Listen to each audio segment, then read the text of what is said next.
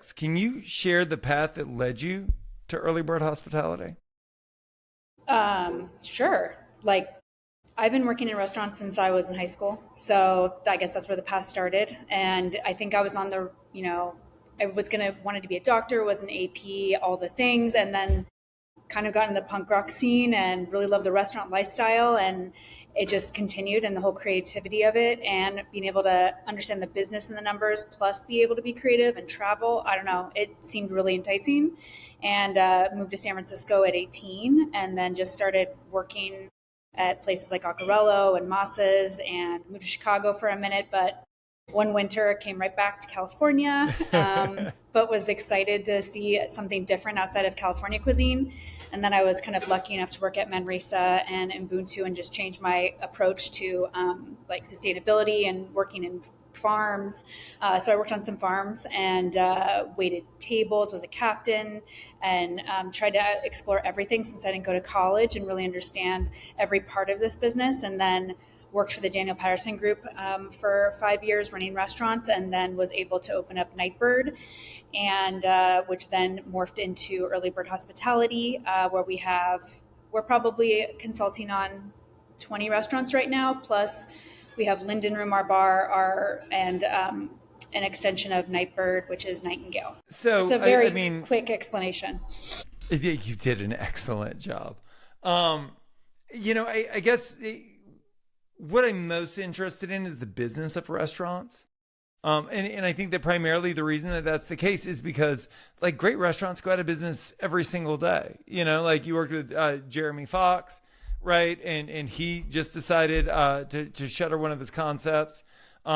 David Kinch, right, is another great example of someone that did it for a really long time and then decided to go a different direction. What did you learn about the business of restaurants that you think most independents miss?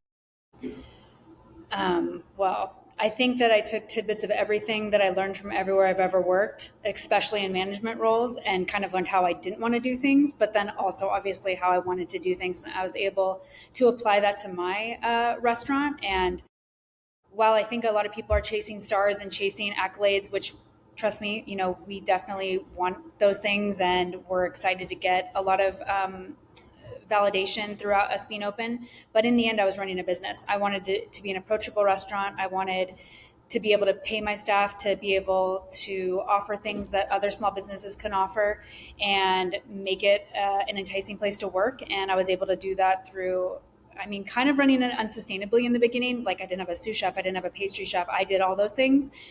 I open and close the restaurant. And then I work on my consulting business, like on the line while I'm working a station, just kind of a little bit unsustainably. But then once I was able to get that team, it ran like a machine, and I was able to be creative, go to the market, watch my food costs, be sustainable, and offer things that larger companies offer their staff, even though I'm a small mom and pop shop in the end.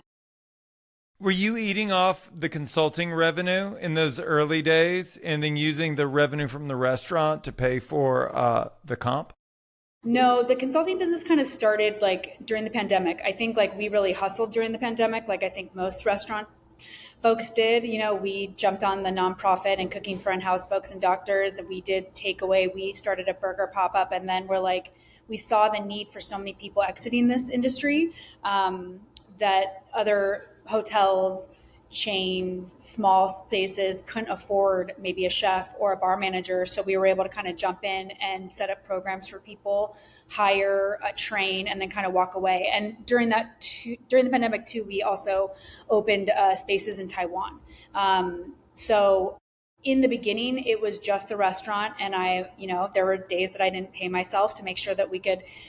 I wanted to pay back the 1.4 million that it took to open when it was only supposed to cost 600,000 back quickly, because I took out really aggressive loans. So I just kept putting my head down. But once the consulting business happened, I was able to subsidize my salary a little bit, and everything was profit because it was just our time. It was me and my partner's time. Everything else fell under the realm of the consulting business.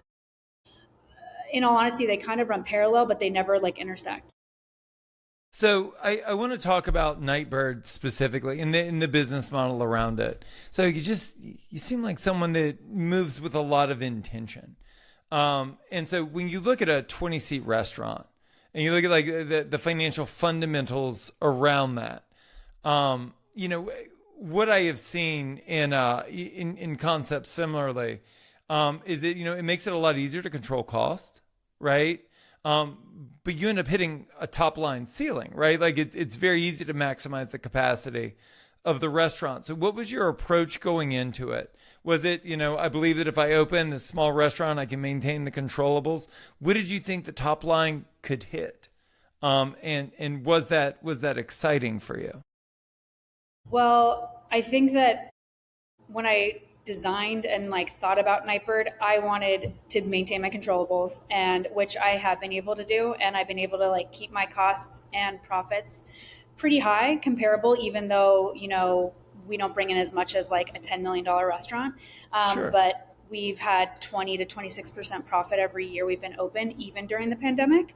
I keep pretty low cost, even though I only use like sustainable small farms, and use high end products, just because I can monitor it. We don't have even a walk in. So I really wanted to be able to control my cost, food, labor, everything, and keep it a high end kind of tasting menu restaurant, but also a neighborhood gem was my original goal. Obviously now things have kind of gotten a little bit crazy with what everything costs. But when I opened, it was all about being able to control the narrative of the space, be able to be creative, but also run it as a business. And no, I mean, I specifically wanted to be in Hayes Valley because I was 4 blocks from Twitter and Pinterest and Uber. And I was like, we were able to capitalize on getting those folks in here for small eight tops, which we found 8 to 20 people, is almost every night we're able to fill our PDR with that. So I also thought that it would create, I guess, a reputation where, you know, people respected us, and that would then grow. So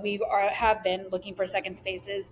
We are consulting on over 20 restaurants, and we're able to live the quality of life and have kind of the both of both worlds without having like 20 restaurants and, you know, 500 employees. We still have, you know, minimal amount of employees that we have family relations with, and able to run a successful restaurant, but also being able to cook what we want to cook. Because it's not about what you make, it's about what you keep.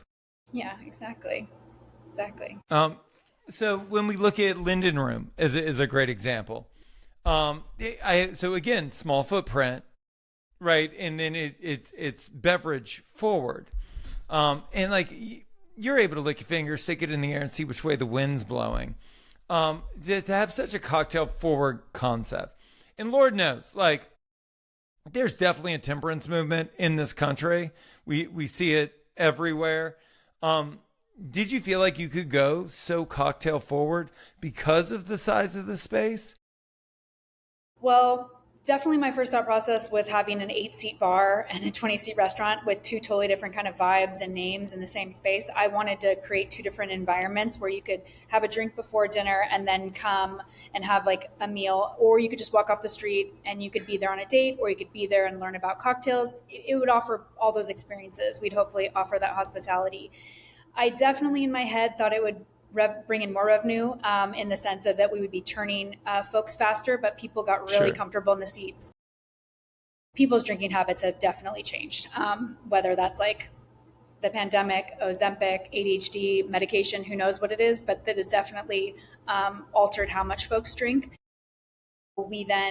We now offer a bites menu in there where it's $85 for basically a bite tasting menu. That's a good way to supplement the revenue that we thought we were bringing in. So there's definitely been a growth and evolution and a change in it, but I really thought that, you know, there was and there still is a pretty strong love and want and need for a really nicely made cocktail. Like I can make a martini in my house, but it definitely tastes different when it's at a restaurant. So I think that we can offer that. And again, wish I was a little bit bigger. Now that I think about when I designed the restaurant, I probably would have had the bar a little bit bigger, my kitchen a little bit bigger, but you know, the next time. Is there a next time? Is that how you think about growth?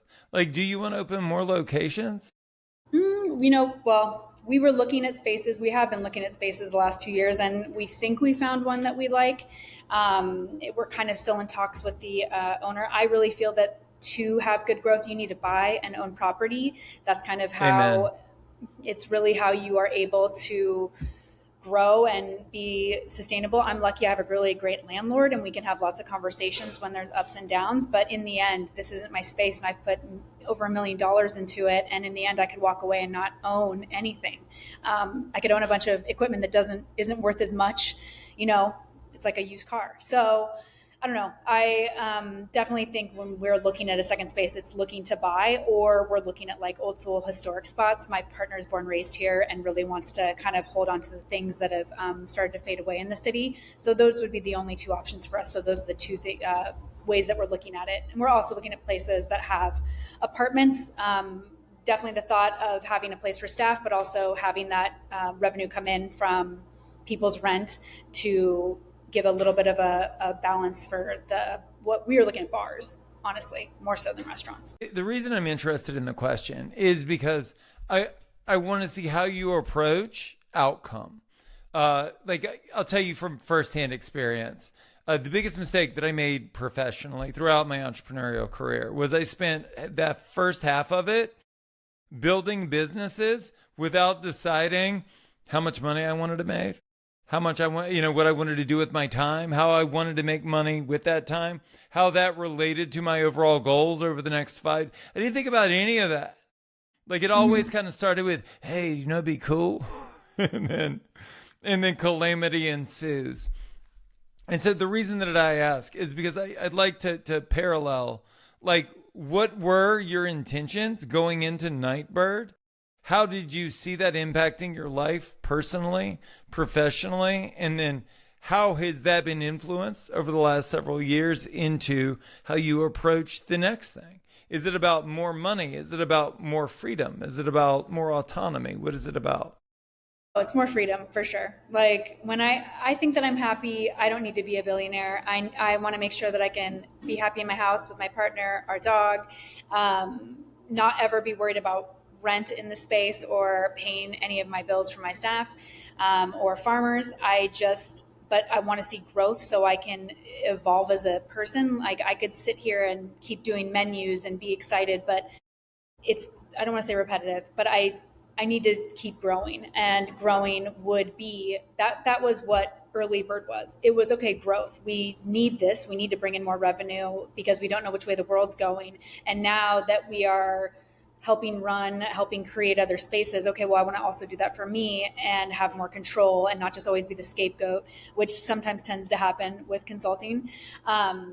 But it's like easy money, but like sometimes the give and take is a little bit much. So looking into the next space, it's more about setting ourselves up for the future, since, that never was a possibility when I was younger. I didn't even know what a 401k was. I didn't know what saving was. It was like paying my rent, paying for that beer at night, and like that was about it. So in the past decade, been trying to create a place for a future where one day my body might not be able to work an 18-hour day 7 days a week, which is kind of what it has done for a long time. So it's looking into a space that maybe might run itself, but also would be maybe a future for someone else, somebody that we trust.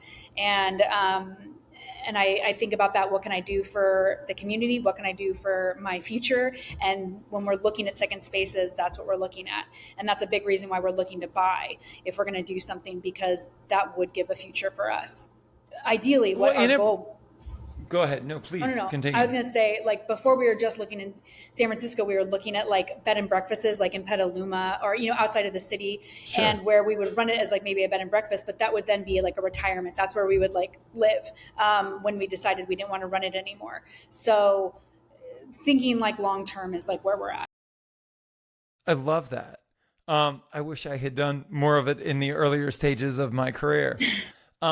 What I like about ownership, real estate ownership, is that it provides optionality, right? You can try whatever you want, and if it doesn't work, you can just lease it out to someone else.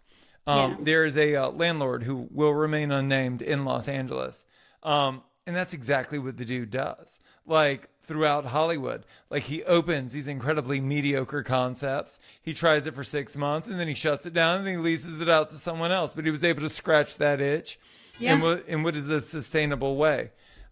What I wished I had more of in my youth and what I try and build today are options.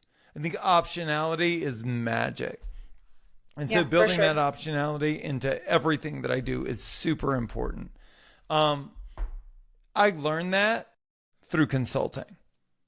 Like it's consulting made me an exponentially better restaurateur because I think what makes you great at things is reps, right? It's the repetitions.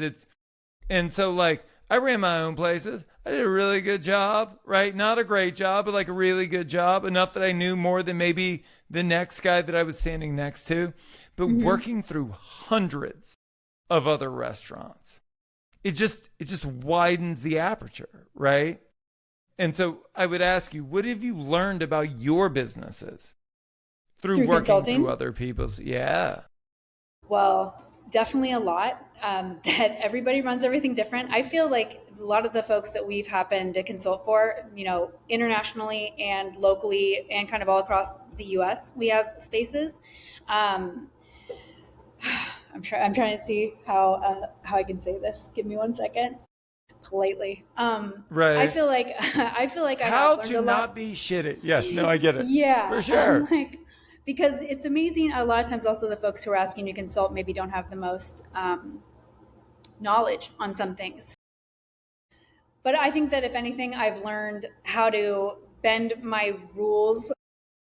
I'd never have bent my standards or associated myself with maybe something morally I don't agree with. I definitely realized that I stand strong behind that because I felt even if I was standing with a consultant and with an NDA, I still felt like I couldn't act some kind of way. And honestly, I was working with some folks in LA, found out they weren't the best um, people towards their employees, and I walked away from a lot of money and a big job because I was like, I can't act one way in LA and one way in San Francisco. So I don't know. I think I learned where my moral standards are, which then made me get to be able to work with folks who have the same aligning thoughts as me. So then they're using sustainable products, they're treating their staff right. So I was able to kind of get in with people who thought the same as me, but then taught me something different from running maybe a 200 seat restaurant, running a more ethnic restaurant.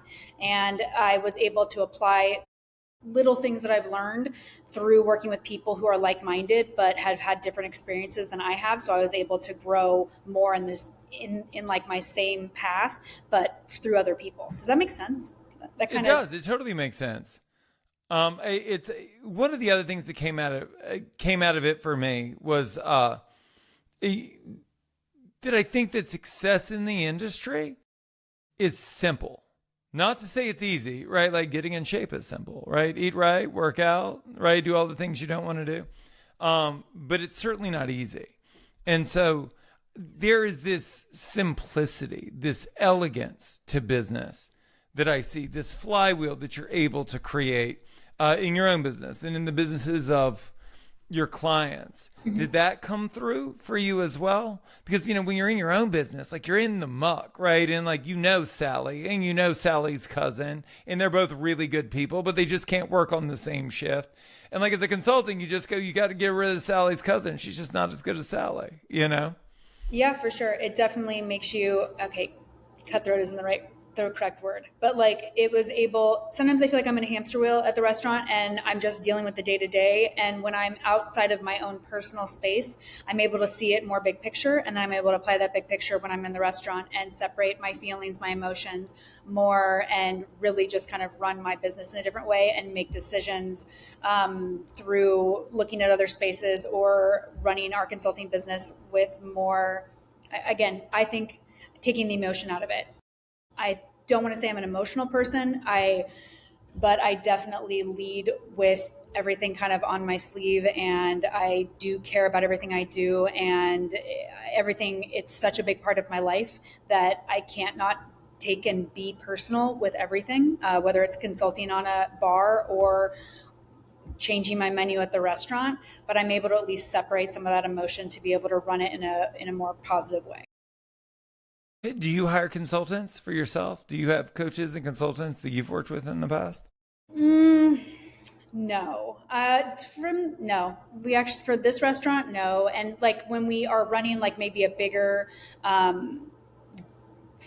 if we're running a consulting job that's maybe bigger than we can handle, we will bring in friends and but I wouldn't say that they were, and they offered their own insight. So I guess in that way, maybe, but I've never like hired someone to come in and teach me how I should run my bar better.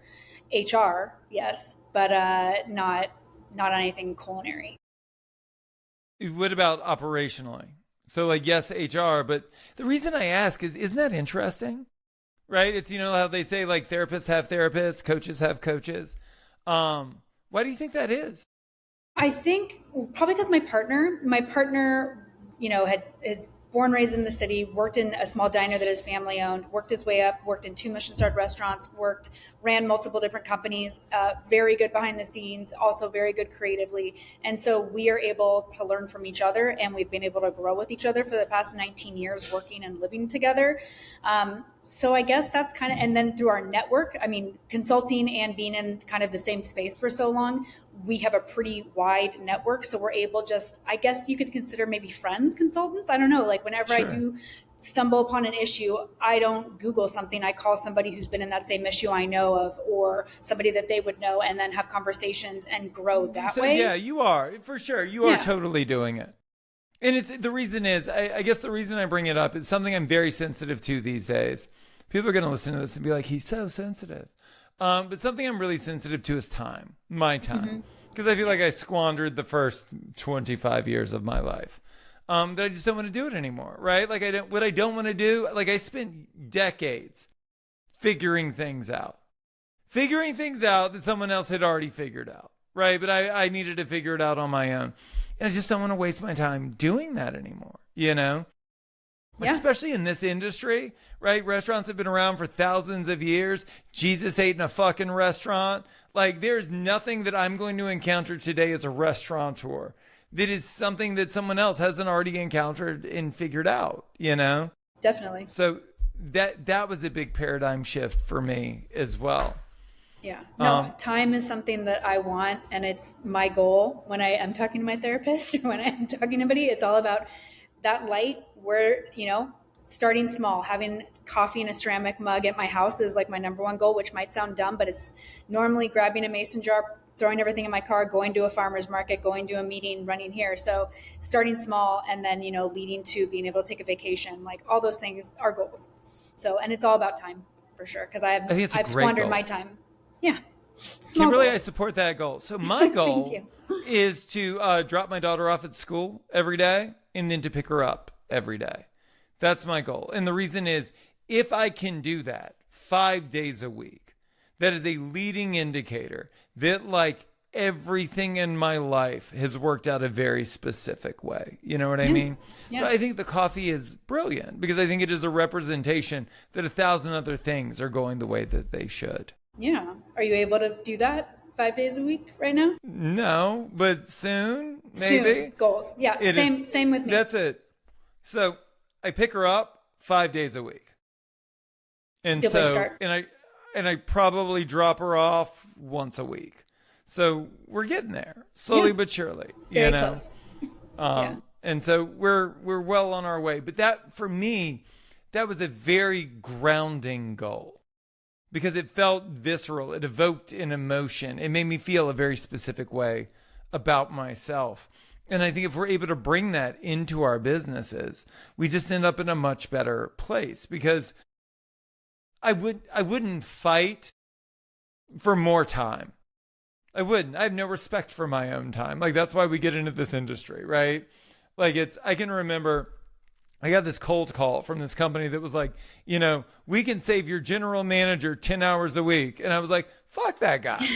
Like, I'm What working about 80 me? hours a week. He can work 80 hours. We could all work 80 hours a week. I just, you know, I think that it is something that has been pervasive, especially generationally, in our industry. And so, like, it was never about fighting for more time or for more money. But, like, I'd fight to drop her off. I'd fight to pick her up, you know? And so I think the same with the coffee. I think that it gives you the opportunity to advocate for yourself. Yeah. Well, because I do feel like we're constantly advocating for everyone around us, whether it's our staff, our farmers, whoever our customers, like we give mental health days to our staff, but I never get a mental health day, so Sure. I just am slowly working towards me being able to have the same things I'm offering the people who are around me, and I deserve that, and I just need to find ways. So I got to start off small with coffee in a ceramic mug at my house. It's gonna I think happen. that's fantastic. You mentioned the PDR, and I think that I can remember, and I'll call him out by name because he's a genius and I'm a fool. The first time I went into Redbird in Los Angeles, Neil Frazier and so I owned Pru and Proper, which is, Elevated Southern. He owns Redbird. A brilliant chef. He started before me. He's got all these accolades, just an amazing operator. And the first time I walked into Redbird, I thought to myself, man, what a dummy. This guy has like 6 PDRs and in this tiny dining room. What is he doing? And as it turns out, in a shocking turn of events, Neil is right and I am wrong. Neil was running a private events business masquerading as a restaurant, right? And still does today, and it's incredibly lucrative. What I figured out over close to a decade in fine dining was that I was open 5 nights a week for regular dinner service to advertise my private dining business. That's where the money was. And it seems like you are very much of the same mindset, yes? Yeah, for sure. I mean, the restaurant that we designed in Taiwan created walls that could create individual private events rooms, but also could be a big space. And I think about that in thinking of what I would open here. We could run this restaurant on private events. People want a small, sure, intimate space, whether it's a birthday party or a corporate or pharma or something, and we can run different pricing that we normally wouldn't run in the restaurant. And it's great. And you kind of it's normally easier and quicker. We have a 16 top in here tonight, and 1.5 turns in the restaurant, and it's great. I wish that we would have. I had first right to the space in the beginning, and then the city kind of permitting and what have you. It didn't happen until after the pandemic, and it has been like changing our career or changing our business for sure. It is, because it's higher margin and it's predictable revenue. Like, I don't know what you have to do to convince somebody to come in for dinner when they don't want to come in for dinner. But corporations are having events all the time. They're already doing the thing that we want them to do. We just need to convince them to do it with us, which is like a much better value proposition, is it not? Yeah, definitely. We love our events person, and it pays for itself. It's amazing. I want more. I see restaurants, so many restaurateurs are closing their restaurants and opening up spaces just for private events, just for them to do dinners. There's at least 4 chefs who've recently closed Michelin-starred restaurants, big spaces, and then just doing that. And I think it's pretty smart, especially in this era. You see with catering as well. So I owned a fast casual concept that ostensibly ended up becoming a catering company.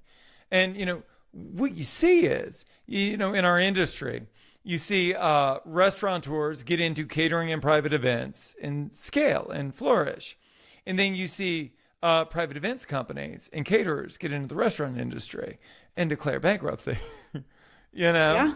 It's a very different business model. And even though they're very much complementary, I've got a client that is incrementally down in his B2C sales this year, but has tripled his B2B sales, because that's a programmatic model. You see it with consulting, right? Is that like B2B, you're just trying to meet up with the people that are already doing what you're doing. I think that's where the industry is headed. Do you not? Definitely. Experiences and more intimate, being able to feel like they're having experiences crafted for themselves. Like, that's a big part of how we sell our spaces.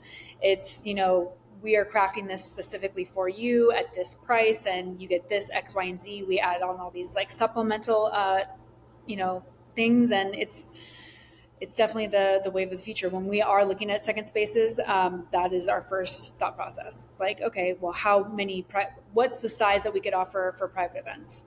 More so than the dining room. When times get tough, and times have been tough for quite some time for the industry, what you Yes. see is that everyone goes broad. They go super wide, right? I'm going to expand hours of operation. I'm going to expand the menu. I'm going to drop prices or offer some lower price items to try and like widen the gap, right? How many people can I fit into this model? And you have not done that. I mean, what I see is, that if you've done anything over the last 4 years, I feel like you've niched deeper, right? You've become way more intentional. Talk to me about the difference between going wide versus going deep.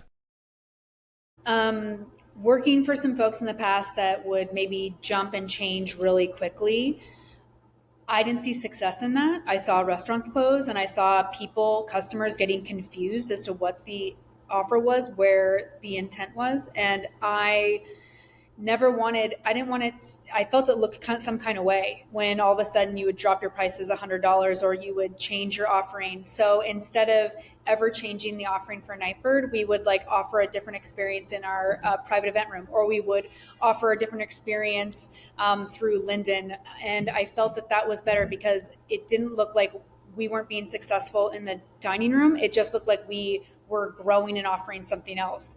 So you're going to have some slow days. It's just going to happen. And you just have to hold strong, I feel like, and know that you will come out of it. You can't just stay paddling, but to just change like abruptly to the right, I think isn't a good look. And sometimes you don't make the best decisions in fear or in moments when you don't know what the future is going to be. And I think that it's best just to kind of sit it out. And we've always been lucky enough to have the financial freedom to be able to do that and kind of wait it out for a second and then offer something different to get people excited about coming in. And then maybe they'll then be excited to come to see something else. And I just think that that's a better look. I think it's all kind of rooted in as entrepreneurs, as restaurateurs. I think that like when we all get together in the same room, it's always about innovation and what we're doing next. And, but on the other side of that is consistency. And, Bourdain said, that consistency is the religion of our industry. I think it's absolutely the case. I think that we prize innovation. We think that guests prize innovation. And yet they come in on the same days at the same time, sit in the same chair and order the same shit. It's a constant reminder, is it not? Well, I mean, that's me as a diner. I'm like going to the same place. I'm always getting like number 47. It's what I want. It's just, I go to I have I'm very predictable. But like at the restaurant, like I want to change. I want to do all these things. And then I look at my clientele and I'm like, they want this on this day and it goes like this. So it's an interesting battle I go with myself. My creative mind wants to always just change and do things, but then at least talking about food, my menu. But when I'm out as a diner, I'm always like same thing every time. And that's why I go back. And the second that it's not consistently the same, that's when I start going somewhere else. And so I think consistency is like number one when thinking about a successful business. Well, one of the other things that I wanted to talk to you about, because it's not just about consistency in food and beverage, and I think you do this really well, is use case. So one of the things that you articulate really well online, because I stalked all of your shit, is you explain to people, like they're stupid, how you fit into their life. You are incredibly explicit in those ways. And I think that, for so many of us in the industry, that it's about these logical arguments related to, the effort that goes into an effortless experience and the technique that we put into the thing and the sourcing that we use. And like once we've sold everyone on the restaurant, they still don't know how to engage with us, right? Like, is this a fancy date night? Is this a place that I go to celebrate a win? Is this the place that I'm going to have my anniversary? Is this where I'm going to go pound some brews with some bros? There are all of these different ways that people use restaurants. But I found that in your marketing, you're incredibly explicit as to how people should engage with your brands. And I'd be willing to bet that it's a competitive advantage. It does. Well, I think that what you're doing is again, like they're coming in for a very specific dining experience, but like the nuance can change based on use case. Balance. Like what a ridiculous fucking conversation to have. I heard this great quote around, that it's not about balance. What it's really about is it's about synergy. It's about confluence. How do you work together as a partner and, a parent and a business owner and like a separate whole human being in addition to that. Let me know when you figure it out. Yes. I want to talk about labor too. So like one California business owner to another. It is, and so, we could talk about like your approach to sustainability, the hyper seasonal ingredients, whole animal utilization. What I hear when I hear all of that is California, that's really fucking expensive. It's just because I don't think about I don't care about your cost of goods, right? That doesn't move me one way or the other. In California, especially in the Bay Area, right, you're looking at $20, $25, $30 an hour. And so understanding that that's the case. How do you maintain the commitment to your values and your morals and to sustainability, which I would define sustainability as your sourcing, but also how you're treating your employees, and also the fact that like you're in this to make money yourself. What should we steal from you? Like I don't know if they're successful people as much as there are successful habits when done consistently result in successful results. So I'm sure you've taken inventory, especially through the consulting, right? What are the tactics, the tools, the strategies that have served me well? And I'd like to know what they are so I can steal them and everyone listening can steal them too. We did.